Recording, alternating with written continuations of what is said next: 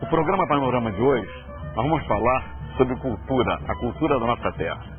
Nós temos uma história de 500 anos e temos muitas coisas a serem comentadas hoje pela professora Silvana Lima.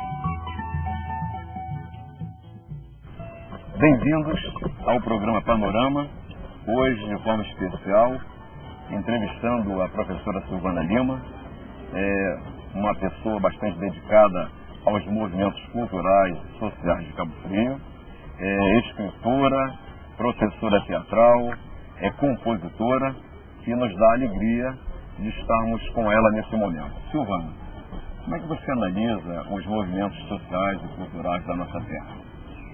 Bom, primeiro, bom dia. É um prazer estar no programa. Eu acho que antes de fazer análise, é interessante a gente entender o que é cultura. Né? Tem um escritor, que é membro da Academia Brasileira de Letras, que é Antônio Bode. Ele disse que a palavra cultura, ela assumiu ao longo dos anos imensos significados. Talvez seja a palavra no dicionário hoje que tenha o maior número de significados.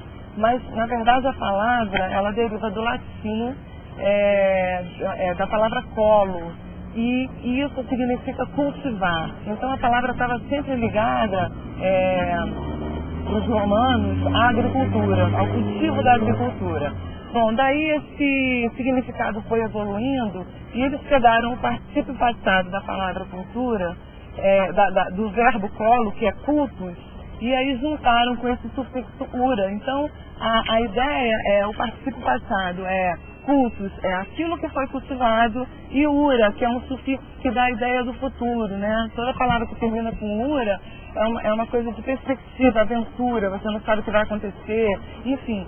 Então, eu acho interessante porque a palavra reserva em si, guarda em si toda essa história do que foi antes, aquilo que foi cultivado e aquilo que precisa ser cultivado, passado e futuro. Então, cultura, para mim, né, para a maioria das pessoas, é isso, a passagem de conhecimentos, de valores, de memória de uma geração para outra. Por que ela é importante no município? Por que cultura é importante no município? Porque a gente precisa preservar as gerações passadas, né, e projetar isso para as gerações futuras, porque a história é inerente ao homem. O homem precisa saber de onde ele veio, de quem ele é filho, isso no campo pessoal. No campo social, ele precisa saber a que terra que ele pertence, quais são os valores que lhe foram legados, quais são os costumes, e passar isso para as gerações vindouras.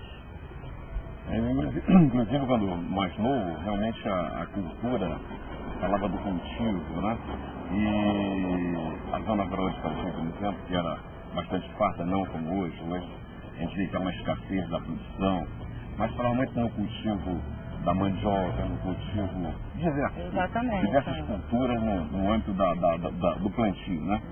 E essa análise feita por você, ela é bastante interessante. Até porque hoje, né? Quando a gente falava de cultivo da terra, e hoje nós temos uma cultura a ser explorada exatamente aonde foi a zona rural, que é a Fazenda Campos Novos, né? Uhum. Como é que você analisa a história da Fazenda Campos Novos a nível de movimento cultural também de Cabo Frio? Pois é, então, vamos falar de identidade, então, né? Porque quando se fala de cultura, se fala da preservação da identidade. Então, quando você é único, né? A gente tem 10 pessoas com a mesma roupa e uma pessoa com uma roupa diferente, provavelmente eu vou olhar para a pessoa que está com a roupa diferente. Então, como a cultura de massa veio atropelando tudo, a história da globalização, todo mundo tem que pensar igual, todo mundo tem que cultivar os mesmos valores, né? A elite sempre mandando, sempre impondo a sua cultura, a gente vai perdendo aos poucos a identidade. A região dos lagos é muito vítima disso, porque recebe culturas diferentes, né? Então, a cultura é móvel, ela está o tempo todo em movimento. Só que quando o movimento é maior do que a sociedade pode absorver, a gente chama de choque cultural. E eu acho que houve aqui na região dos lagos esse choque cultural, porque nós éramos uma vila de pescadores, nós tínhamos o sal, aí a fazenda Campos Novos, toda uma identidade cultural que era muito nossa. Aí, de repente, né, lá pelos anos 70, talvez com a construção da ponte de Niterói, talvez com a visita da Brigitte Bardot a Cabo Frio, né? Isso, a gente foi recebendo essas culturas, né? Então vinha gente de tudo quanto era lugar, do exterior, né? Inclusive.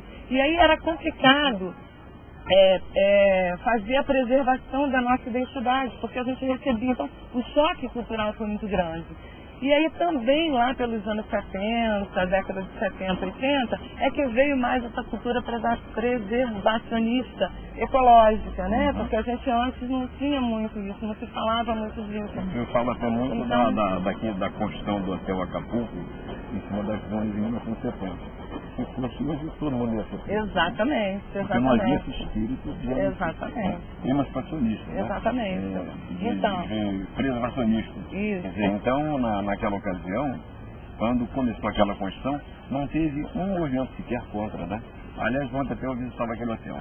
E se fosse nos dias de hoje, certamente, quem se atrevesse a aprovar um projeto nas duas, estaria preso. Então, e essa cultura da preservação ecológica fortaleceu muito a preservação histórica, né? Fortaleceu muito a preservação, está fortalecendo muito a preservação da memória, né? Eu costumo muito falar isso para os alunos na sala de aula, e eles falam assim para mim: professora, mas é um preto velho, por que você não pode destruir? Aí eu falo: você não gosta de coisa velha, então vai para casa e mata seu pai, sua mãe, seu avô, sua avó, né? Porque isso faz parte da memória pessoal, né? Agora, o prédio faz parte da memória social, né? Ainda ontem ocorreu um crime em Cabo Frio, que foi ali na casa do Volney, né? Onde está um acervo enorme de fotografias antigas, né?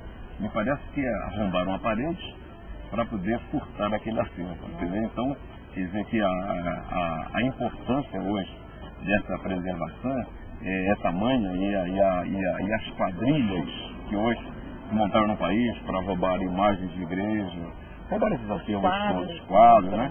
Você vê que ali ontem foi um exemplo disso, né? De que o valor que isso representa nos dias de hoje, que não tinha no passado, mas o valor que representa esses imóveis, né? Essas casas antigas nos dias de hoje para a sociedade de modo geral, não é isso? Pois é, e Cabo Frio guarda, né, resquícios de uma época, é uma cidade, quer dizer, a principal cidade da região dos lagos, é a mais procurada, e historicamente tem um valor muito grande. Então, se a gente deixa isso do lado, daqui a um tempo, a gente vai, assim, o turista vem para a praia, sim, mas ele precisa vir para a praia e também conhecer o valor histórico da cidade, para que a população não perca essa identidade, né? Porque é sua, é única, né? Imagina se, né, todos os municípios tivessem o mesmo tipo de dança, o mesmo tipo de manifestação popular. Não, cada um tem um, como nós somos únicos como seres humanos. Então nós como município precisamos ser únicos também. E como ser único sem preservar a história?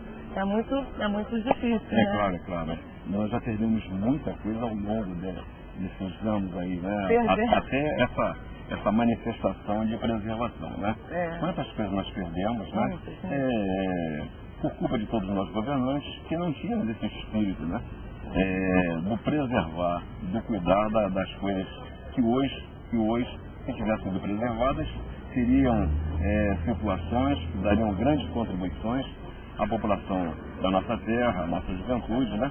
Mas, pelo menos, né, a gente vê que começa a ver esse espírito, né?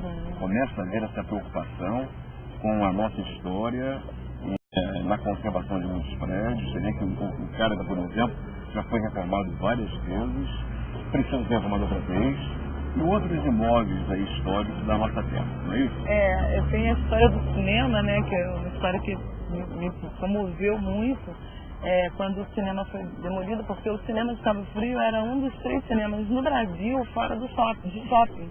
Não existe mais cinema fora do shopping, parece que existe um em Minas e o outro não sei bem onde é. E o nosso era o 3º, mais antigo e fora de shopping. E aí eu me lembro que eu dizia isso para o secretário, e a gente se reuniu em frente ao cinema, o meu grupo de teatro, nosso grupo de teatro, né? E a gente viu a demolição, eu fotografei, aí as pessoas diziam assim, mas você não quer cinema novo? Eu falei, eu quero 500 salas de cinema em Cabo Frio, eu não quero 2. Mas quer terminar esse aqui, porque é tudo digital hoje, então aquelas máquinas, por que o turista não pode entrar no cinema e ver o meu filho, o meu neto, como que se produzia antes um filme, como se passava antes, aqueles rolos enormes, aquelas máquinas todas, né? E eu tenho várias fotografias assim do cinema sendo demolido e a gente ficou na praça, né? E eu chorando, aí meu filho falou, mãe, você é toda errada, você fica chorando porque está demolindo um prédio velho. Interessante, quando eu cheguei a frequentar aquele cinema, quando eram 2 classes, a dos mais pobres e a dos mais ricos, tinha um parapeito no meio, as cadeiras da parte mais pobre eram mais duras, né? E as outras eram mais lisas, eram mais confortáveis. E eu ainda frequentei ali a segunda classe, era mais barata. Tá vendo? Isso é cultural, né? Isso é cultural. Embora seja uma cultura, né, elitista, né, de separação de classes, mas é cultural, né?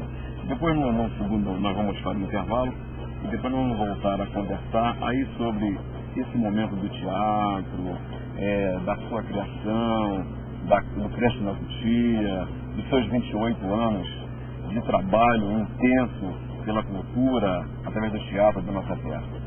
No próximo bloco. Tá, ok.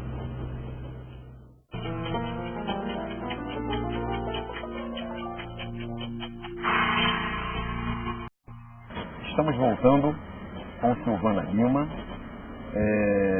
a quem já apresentamos como professora teatral, escritora, produtora, e tem dado a grande contribuição, como também já dissemos, à cultura da nossa terra. Vamos conversar agora com ela sobre o seu trabalho, as peças criadas, montadas por ela, o Creche da Cutia, que é uma produção de 28 anos, meu parece, não é isso? Vamos conversar um pouco com ela sobre isso agora. Silvana, como é que esse trabalho seu, como é que tem sido nesses 28 anos de luta em defesa da cultura da nossa terra e do teatro da nossa terra? Então, o Creche na Cutia nasceu em 79, éramos um grupo de estudantes e seguimos até 84 com a história de apresentação na escola, né? Até que chegou em Cabo Frio o Sapuri, que era um profissional de teatro, e aí nós todos resolvemos estudar, né? Eu conheci o Grupo Zimbisque em 1983, eu estava dando uma oficina de direção no Festival Estadual de Teatro em Volta Redonda.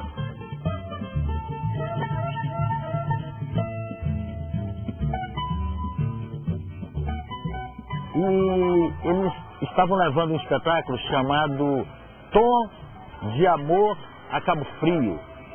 Uma coisa mais ou menos assim. O texto era da Silvana, mas aí começou um relacionamento meu com a Tânia, que era uma das atrizes do grupo. Começamos a namorar ali nesse festival em Volta Redonda. E eu, como era bicho solto mesmo, vim para Cabo Frio com eles num ônibus, dado na época. E aí, em função também do que tinha acontecido, porque as pessoas casaram, tiveram filhos, e aí o grupo se chamava Zinguinhos, que passou a ser Creche na Cutia, porque as crianças iam para os ensaios e participavam das leituras de texto, e a gente deixava na Cutia para ensaiar. O título, Creche da Lixeira, para dar dos filhos? Por causa dos filhos, porque o grupo até 84... Eu tinha essa curiosidade, sabia por quê? O grupo em 84, até 84, se chamava Zinguinhos. Né? Depois a gente partiu para um outro nome em função da realidade que a gente vivia. Eram 7 meninos, todos meninos, né? Eram 2 meus, 3 de Sapuri, 2 de Adinho e 1 da Alcione Peixoto. Então eram 8 meninos, todos meninos, né? E aí eles iam para os ensaios e impressionante, como todos eles, né? Fazem teatro. Os meus 2 filhos, um está na Universidade de Teatro, o outro está na de Música. O filho da Alcione é iluminador profissional, ator também. os do Facura também trabalham na companhia dele, né? E o Diadinho é que está se formando em engenharia, mas também é músico, então acho que essa semente, eles falam que vão criar agora o Asilo Nossos Filhos, somos nós e eles nessa nova geração, né? Creche na Coxia é muito culpa nossa, né? De nós que somos hoje, que fazemos parte do grupo e somos atuantes dentro do grupo, né?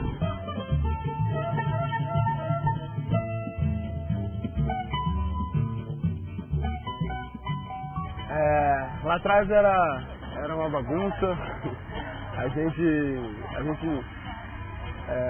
criança, né? Criança, correria, gritaria, e a gente aprendeu muito também a ficar quieto, né? Durante os ensaios, depois de tomar esporro para ficar quieto, porque perde concentração. Antes de nascer mesmo, já estávamos em cena, já estávamos na barriga ali, trabalhando, né? E depois crescendo, tá dentro de casa, escutando as músicas dos espetáculos, lendo os textos, e depois no palco, aprendendo com os pais, né? Pegando essa experiência deles e a sabedoria que eles têm. É muito bacana e é muito gratificante trabalhar com pessoas que você ama, né? Com pessoas do seu sangue. E conhecer também, através dos nossos pais, pessoas tão especiais, como Facura, a Tânia, o Edinho, a Ana Dineia e tantas outras pessoas que passaram pelo grupo. Mas enfim, então as pessoas diziam, a partir dos nossos trabalhos, que nós devíamos ir para o Rio. Você tem que ir para o Rio, você tem que ir para o Rio. Mas a nossa proposta era ficar em Cabo Frio para fazer esse trabalho político, de formação de plateia, de construção de espaços. A gente tinha essa vontade de ficar por aqui, de trabalhar aqui a cidade, o município. Então, preocupados com o resgate cultural, a gente montou em 94, quando o grupo fez 15 anos, nós montamos um espetáculo chamado Querelas, Liras e Jagunços, que era a história das bandas que existiam. Você se apresentava onde? No Teatro Santa Rosa, alugado, era um salário mínimo por mês. Aí a gente corria atrás do patrocinador, o patrocinador pagava e a gente se apresentava. E esse espetáculo, que falava sobre a história das bandas, em 1900 até 1907, mais ou menos, né, que foi quando teve a grande explosão, que um lira incendiou a sede do Jagunço e aquela história toda. A gente fez um espetáculo contando essa história e foi um grande sucesso. Bom, a história dos Liras e Jagunços é uma história fascinante dentro da nossa cidade, mas apesar de ser uma história marcada assim, por muita rixa, muita rivalidade.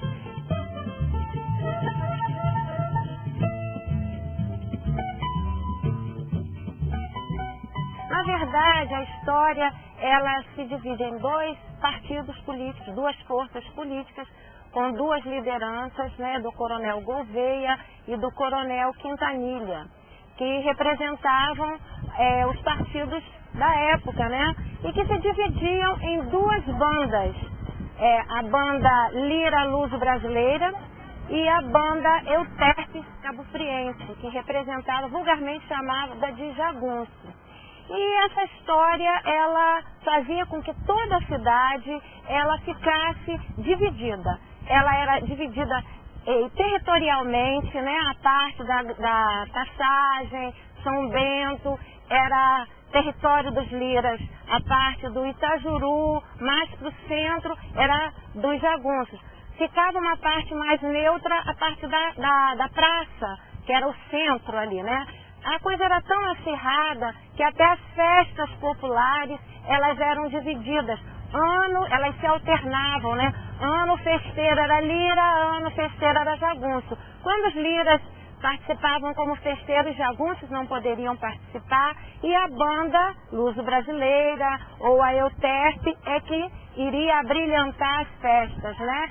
E existia um chamado, digamos assim, para o duelo, que eram os dois dobrados. Cada banda possuía um dobrado, o Cara de Gato, que era da banda Luso da Lira Luso Brasileira, e o dobrado Cara de Cão, que era da Jagunço, ou da banda Euterpe Cabo-Friense, né?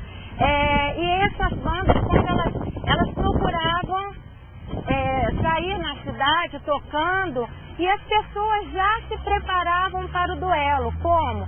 Naquela época os homens andavam com bengalas, né, com guarda-chuvas e as pontas, elas eram afiadas para se transformar mesmo em armas mesmo. Quando as bandas se encontravam na famosa Goela de Pato, que é ali a rua de pedestres, né, que nós temos aqui no centro de Cabo Frio, uma tocava o dobrado e era a briga geral. Os instrumentos viravam armas, os guarda-chuvas, as bengalas, e o pau quebrava de fato, né? Então, esse era um dos fatores de encontro das bandas, e até que a coisa foi tomando um vulto, né, de brigas e de rivalidades e muitas histórias. Casamentos não podiam acontecer, né? Quem era lira não podia ser amigo ou se juntar aos jagunços, nem vice-versa, né? Até que a coisa culminou com uma morte, né, de um dos representantes dos jagunços, chamado João Corubi, que foi morto por um representante dos liras, e aí, em represália, os jagunços colocaram fogo na sede da Lira, né? Que era onde hoje é uma loja comercial ali na Teixeira de Souza, próximo ao cinema. E aí teve que ter até interferência do Estado, que a coisa estava tomando um vulto que as autoridades municipais não conseguiam segurar, né? E aí deu uma serenada até que surgiu das duas bandas, depois de muitos anos, surgiu o Grupo União, que juntava, né, músicos tanto da banda Lira quanto da banda dos Jagunços. Aí já era até possível, né, ter casamentos das duas facções. A minha família, inclusive a minha avó, era dos Liras, meu avô dos Jagunços, e mais tarde, né, depois dessa guerra toda, eles conseguem se casar, mas os resquícios continuavam. A minha avó botou o nome do cachorro, que era do meu avô de Jagunços, para mexer com ele, né?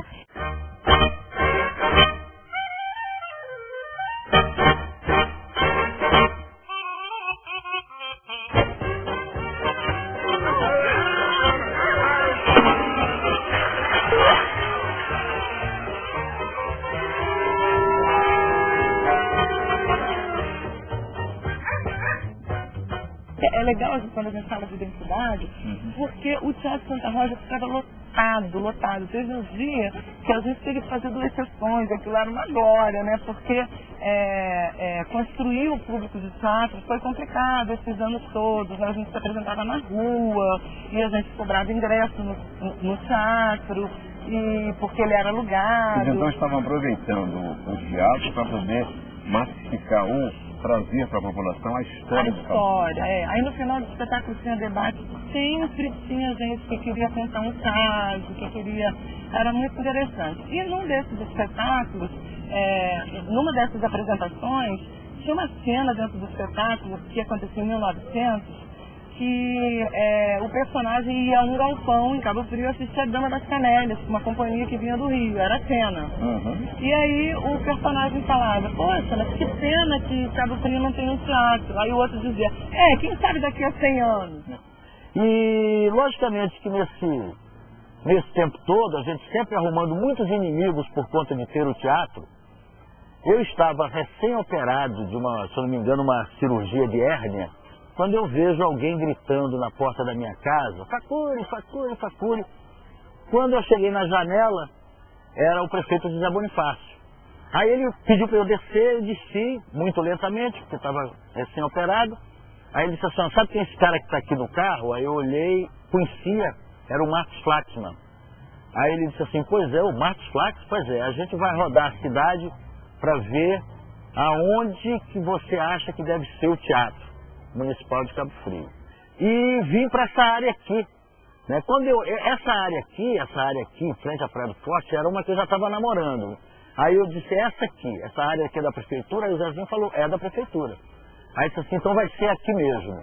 É inegável que esse teatro, embora tivesse sido iniciado na gestão do prefeito Zé Bonifácio e concluído por mim, mas é um filho, é uma criação das pessoas que fazem teatro em Cabo Frio, que sensibilizaram tanto ao Zé, enquanto foi prefeito, quanto a mim, quando o substituí. Então esse teatro, embora tenha sido construído por 2 governos, mas na realidade é uma criação, é uma conquista exatamente de vocês que faziam teatro no Santa Rosa pagando aluguel, e com esse movimento vocês chegaram a essa obra aqui. E o medo que nós tínhamos quando o governo acabou e o teatro não foi concluído era de que uma política seguinte não ia dar continuidade a uma obra da política anterior. A gente tinha um medo muito grande. Mas né? na época nós paramos tudo e tratamos primeiro do teatro. Foi. E aí ele inaugurou logo em julho, né? Em julho foi a inauguração com um grande festival de teatro. Isso, E esse espaço tem contribuído muito para que se fomente a cultura de um modo geral, porque aqui se apresenta tudo, né?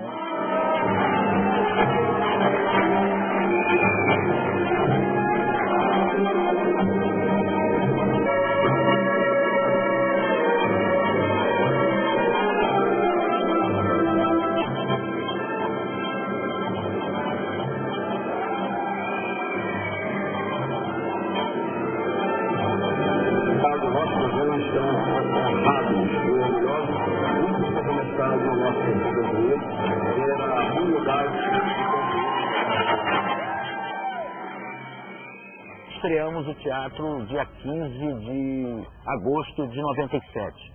Foi a primeira obra, talvez tenha sido a primeira obra que teve uma conclusão passando de um governo para outro, né? Então isso aí já nos deu uma vantagem, e todas aquelas brigas que nós tivemos com a Lair no governo anterior começaram a ser diminuídas por conta desse compromisso. E eu, como sou arte educador da UERJ, sou arte educador também da Prefeitura de Cabo Frio, também me dediquei a estar dentro do teatro, ensinando para as pessoas como é que faz um borderô, como é que faz uma administração teatral. Comecei a formar a equipe de luz, implantamos logo no primeiro ano o Festival Estudantil, no segundo ano, em 98. Implantamos também um curso de teatro do Teatro Municipal de Cabo Frio. Então o que é que acontece? Ao longo de 3 anos, o teatro sai o movimento teatral de Cabo Frio sai de 3 ou 4 grupos para 13 grupos. Essa história do resgate, né, que o grupo sempre priorizou. Em 98 nós montamos um espetáculo chamado Causos de um Cabo que Já Se Foi, que era uma história do Antônio de Gastão, né, que pescador, artesão, contador de história, grande conhecedor da fauna, da flora. Tem um livro da Funarte publicado sobre ele que está esgotado, não existe mais, que deveria existir nas escolas, né? E aí a gente também teve uma resposta muito boa do público, porque o público vem porque está falando um pouco dele, está falando um pouco da história dele, da vida dele, né? E aí no espetáculo a gente resgata a festa do divino, resgata a questão da pesca, né? Do pescador artesanal, da figura que conhecia as ervas de Cabo Frio, da restinga, enfim, a gente faz levantamento histórico, né? E isso, eu acho que essa contribuição, que eu acho que tem dado muito para a cidade, né? O Creche na Coxia tem levantado essas questões do folclore, do resgate cultural, de uma maneira que a população gosta, se encanta, se deleita, né? Eu acho que essa... A Antonização, por exemplo, se vocês não tornam público a sua criação, seria um cidadão que não teria nenhuma expressão na sociedade. No entanto, hoje se comenta mais Antônio Gastão.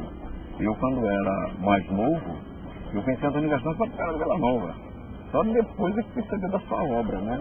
Dos seus feitos. Quer dizer, foi muito importante a participação de vocês, mostrando a sua criação e divulgando para a população a existência de um homem criativo, né? Um fenômeno, né? Foi o caso de Antônio Gastão.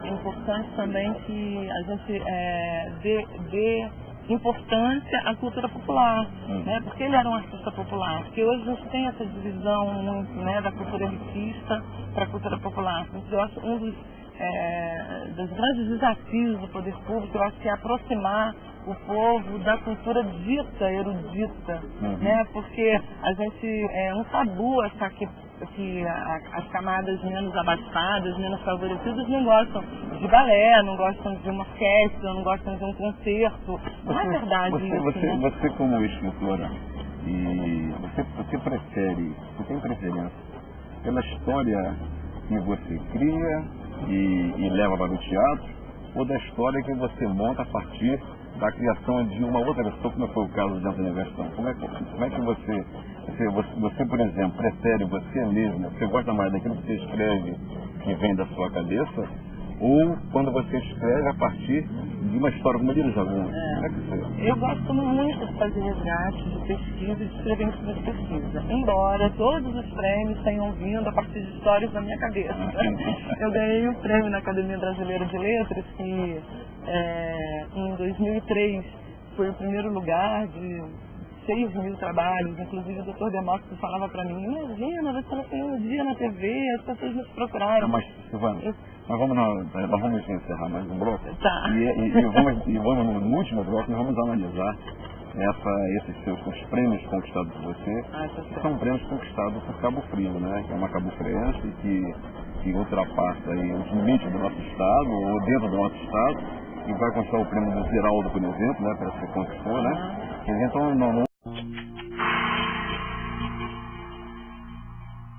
eu estava conversando aqui com Silvana sobre os prêmios desse seu brilhante trabalho, nesses 28 anos, que foram acontecendo exatamente nas peças apresentadas, na sua criação. Silvana, foram muitos prêmios, não é isso? Foram. Pode falar de algum deles? Pois é. Então, eu estava falando do prêmio da Academia Brasileira de Letras, que foi, eu acho que, o prêmio mais importante que eu recebi. E eu estava falando exatamente de que eu prefiro escrever as coisas a partir de histórias, de resgates da cidade, mas que os meus prêmios sempre vêm de coisas que eles julgam que são inéditas. Né? Então foi um trabalho literário e acho que um dos momentos mais... É muito mais gratificante, né? Você receber um prêmio a partir da sua própria criação. Isso então é muito mais importante, mais gratificante. E para nós, cabofrienses, nós ganhamos pelos dois lados, a sua criação e a sua preocupação em divulgar a nossa história. Isso é muito importante. Mas vamos lá, continua. Então, eu acho que foi um dos momentos mais bonitos da minha vida, assim, nesses anos todos, porque foi na academia e com uma plateia imensa e foi muito emocionante, né? E o prêmio...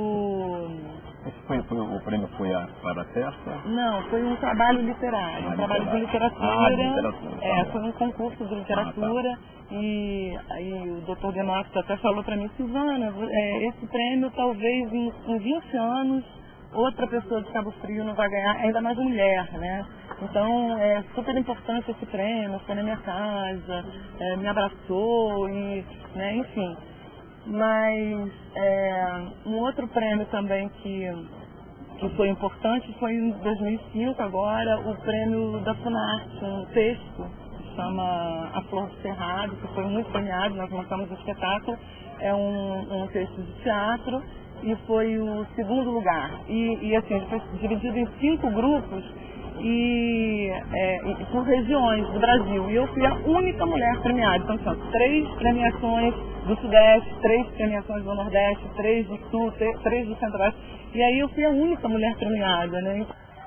Eu tive uma aluna que foi se eu for fazer um levantamento de todas as pessoas que aprenderam arte comigo, a Silvana foi a mais competente de todas. Ela conseguiu captar a dramaturgia, ela tinha pouca dramaturgia, ela conseguiu e hoje passou pelo mestre, tanto que quando a gente entra num concurso, eu sempre sou um dos 12 melhores textos, mas ela está lá no primeiro, no segundo, no terceiro lugar.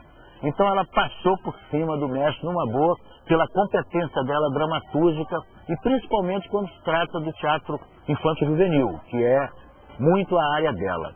assim, esse status de ocupar, de ser mulher, né, de ser escritora, e esse reconhecimento é muito importante. Aí tem o prêmio da Melhoramento também, do Giraldo, né, esses são prêmios individuais. A Semana Teixeira e Souza tem vários prêmios, né? E os prêmios coletivos, que são prêmios do grupo, né? Melhor espetáculo, melhor texto. Esse último espetáculo que a gente montou, Carroça dos Sonhos. Quando a gente acabou a apresentação aqui, o júri bate um papo com o elenco, né? E ele está dizendo: vocês têm que ir para o Rio. Vocês têm que ir para o Rio. Vocês não podem ficar mais aqui, vocês têm que ir para o Rio. A qualidade é muito superior, né? E a gente ganhou 9 prêmios, dos 13 possíveis, nós ganhamos 9. Então, assim, o aprimoramento do trabalho, né, eu acho que isso se deve a esse esforço e sempre com o trabalho remunerado por fora, né, porque eu sou professora, então eu dou conta de uma carga horária imensa, né, sou professora do Estado, sou professora do município, dou conta de uma carga horária grande e trabalho sempre com a cultura sábado e domingo, então é uma questão mesmo de prazer, de amor, de achar necessário. Eu acompanho o seu trabalho, pelo menos distante, mas acompanho, sei desse desenvolvimento que você contribuiu para que a nossa cultura fosse difundida, divulgada, entendeu? E naturalmente você tem nessa sua caminhada a busca da luta pelos movimentos culturais. O que você tem para nos colocar em relação a isso? Pois é. Políticas públicas. Pois é, eu acho que a política pública é uma política pública séria. Quando eu falo política pública séria, eu não estou querendo dizer que as outras não são sérias, eu estou querendo dizer séria sob o meu ponto de vista, né, no sentido de colocar no papel para uma execução. Eu penso que política pública é uma coisa simples, eu acho que é uma ação do governo em cima de princípios, de dados que estão ligados muito ao administrativo e ao orçamentário. Por isso que a gente diz que quando falta vontade política de resolver, porque está centrado mesmo na administração e no orçamento, né? Então, é importante que ela seja ampla, discutida amplamente, para ela não privilegiar um setor apenas da sociedade, né? Porque a gente fica muito no centro da cidade, então é importante preservar essa multiplicidade cultural dos municípios, dos bairros, dos distritos, das comunidades. Trazer à tona esse... Até partindo para a regionalização, quer dizer, não só Cabo Frio, seus bairros, até os municípios vizinhos. Os municípios vizinhos, que tem uma história muito parecida, né, que se complementam, né. Eu acho que uma política cultural deve estar baseada em 2 pilares, que seria a preservação do patrimônio, da identidade, a gente já falou aqui por quê, né, e esse acesso aos bens patrimoniais e culturais da população de modo geral. Então, se a gente tiver essas 2 coisas, eu acho que a gente pode construir uma política que implemente uma relação de integração entre essa cultura popular e essa cultura erudita, né? Então, para isso, para a produção de uma proposta cultural interessante, eu penso que ela tem que ser construída por quem faz cultura. Acho importante a gente pensar assim, que o governo não faz cultura, o governo promove a cultura, dissemina a cultura, patrocina a cultura. Quem faz cultura é o artista, é ele que faz cultura, né? Então, a política cultural precisa ser amplamente discutida com os artistas, independente de partido político, independente. Acho que se a gente começasse a democratizar a cultura nesse sentido, né, de que as pessoas possam discutir a cultura baseado, claro, em pesquisas, em projetos, do que já existe, do que pode existir, do que pode ser resgatado, do que pode ser trazido. Isso, eu acho que se a gente conseguir esses elementos todos, a gente consegue construir uma política. Como é que você conseguiria ver a figura de um secretário de cultura, isso na sua concepção? Ele deveria ser mais assim, um escritor, ou um romancista, ou um teatrólogo, ou um cineasta? Qual o espírito da... Eu não sei bem, porque ou um administrador, né? Porque administrador.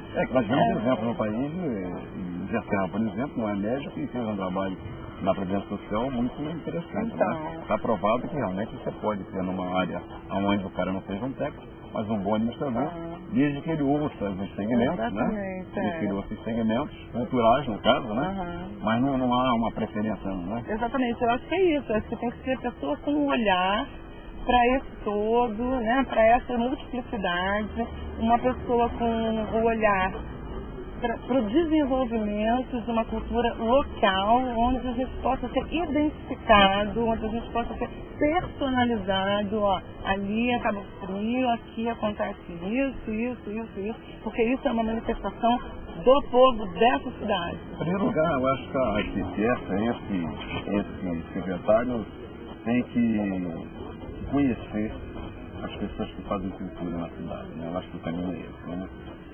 Não estou aí contestando o secretário atual, até porque ele foi meu secretário durante 8 anos, né? Para mim, na hora em que eu escolhi, era a pessoa ideal, porque eu achava que o fato de mexer com o cinema, aquele negócio todo, né? Mas nós tivemos aí realmente alguns movimentos contrários a esse estilo aplicado por ele na cultura. Não vem aqui em nenhuma Cuba ao governo atual por repetir, ele também foi meu secretário durante 8 anos. Então eu acredito que a partir do próximo governo, seja qual for o prefeito, essa área cultural, ela tem que ser vista com muito cuidado, entendeu? Porque virou sinônimo de procura da sociedade pelos movimentos culturais. O teatro, você vê hoje, qualquer função aqui lota, já nem dá mais, não é isso? Aliás, não tem mais nem espaço, agenda lotada, então isso aí, antigamente eram vocês, no Teatro Santa Rosa, fazendo uma peça ali e tal, e depois preparavam outra peça, e hoje você vê que com esse trabalho que fizeram no passado, isso aqui não parou mais, não é isso? Então, a partir daí, tem que pensar muito bem no nome do futuro secretário de Cultura. Há uma identificação com tudo isso que você está pregando, colocando aí, nesses 28 anos de conhecimento.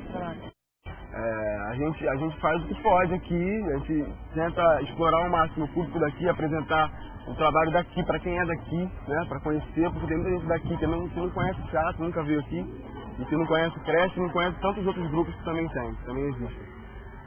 Eu queria muito poder fazer teatro aqui sem precisar ir embora, mas eu preciso ir embora para ganhar dinheiro, eu preciso ir embora para procurar também outros rumos, conhecer outras pessoas, aprender mais com outras pessoas, estudar, né? Eu preciso estudar sempre, estar sempre antenado, né?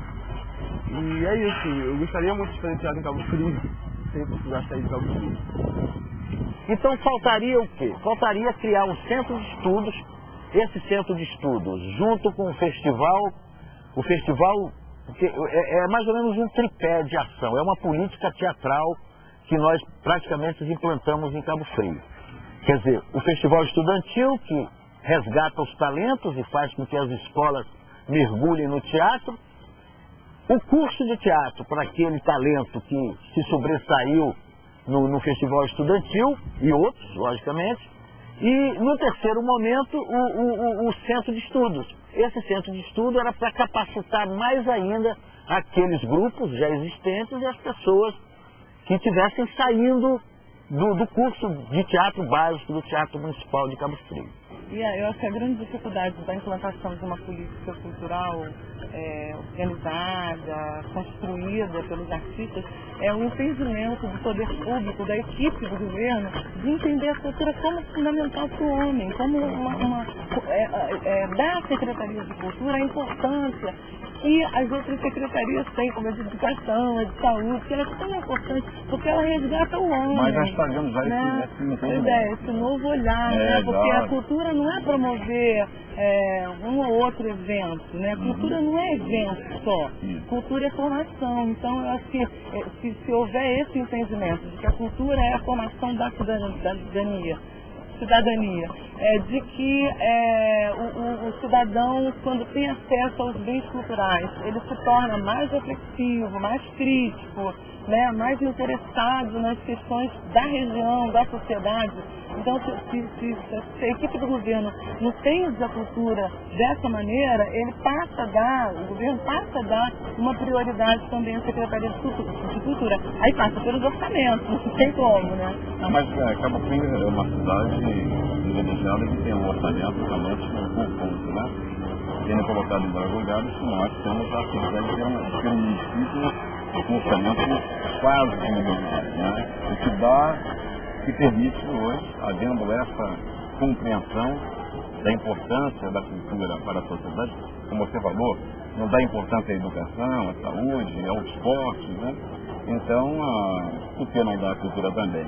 Eu acho que esse é o pensamento hoje da maioria dos políticos de Cabo Frio, dos homens que fazem política de Cabo Frio.